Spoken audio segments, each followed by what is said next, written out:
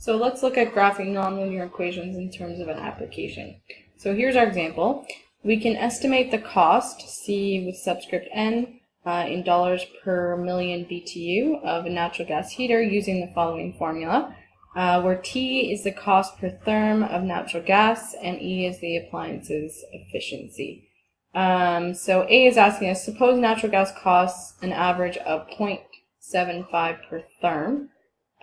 So 75 cents per therm, so that's really my T value, so that's becoming a constant. Use this equation to construct a graph of this relationship for an efficiency value between 60% and 100%. Be sure to choose values which are reasonable and useful.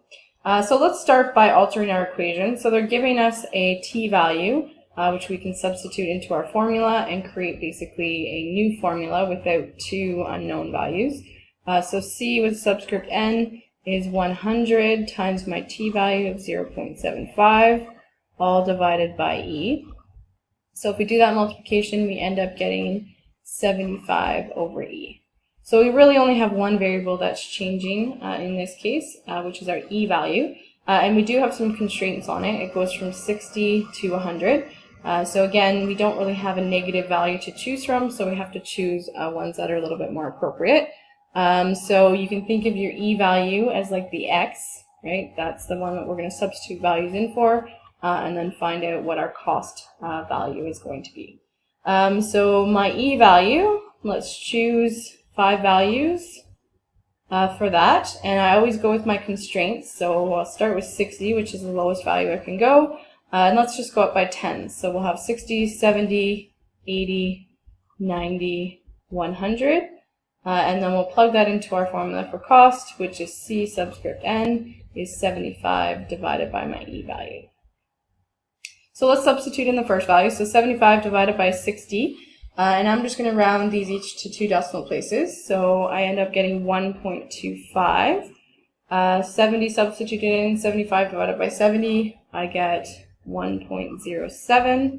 80, I get 0.94. 90, I get 0.83. And 100, I get 0.75.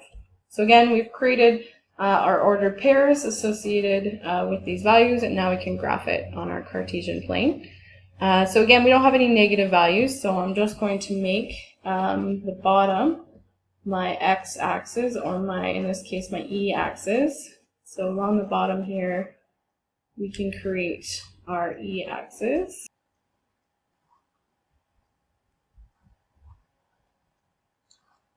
So this is our e-axis or x-axis, and that's in percentage. And then we have our cost axis along this side, or our y-axis. And this is C of N, and our unit is dollars per million BTU. And then we have to think of an appropriate scale. So I'm going to start my scale at 60 here, and I'm going to go up by 10, or each 4 is going to be a 10. 80, 90, and 100. And we notice the cost is pretty close together, so I'm not going to start at 0.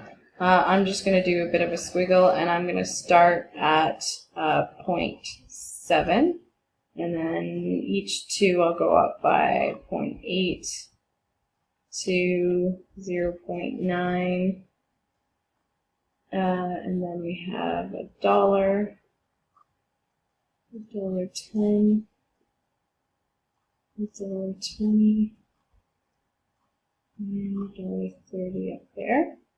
And then we can plot our points on the Cartesian plane. So at 60, we're at $1.25. At 70%, we're at $1.07.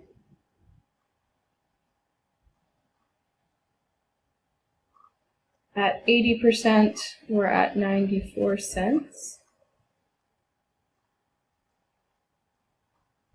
At 90, we're at 0.83 cents, and at 100 we're at 0.75. So we have a bit of a curve sort of happening coming down. And again, this is graphing Cn is equal to 75 over my efficiency percentage. B is asking me to use the graph to compare the cost for 94%, 96%, 98%, which are pretty close together. So let's do 94%, 96%, and 98%. So here we are at 90. 95 is right in here. So 94 is going to be in here somewhere. 96, 98, a little up here.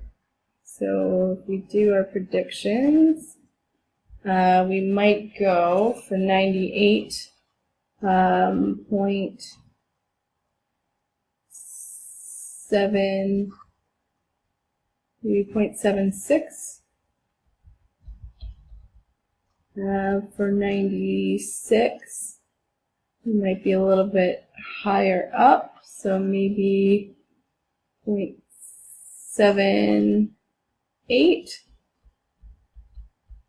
And then 94, we're a little bit higher up, not quite past 80 yet, so maybe 0.79, a little bit higher up. So again, it's our best guess or our best prediction based on our graph, and certainly the more accurate our graph is, the better that our estimates would actually be. It would be a little bit more accurate if we substituted into our original formula, but again, the graphical representation is to give us an estimate or predictions of what we're actually taking a look at.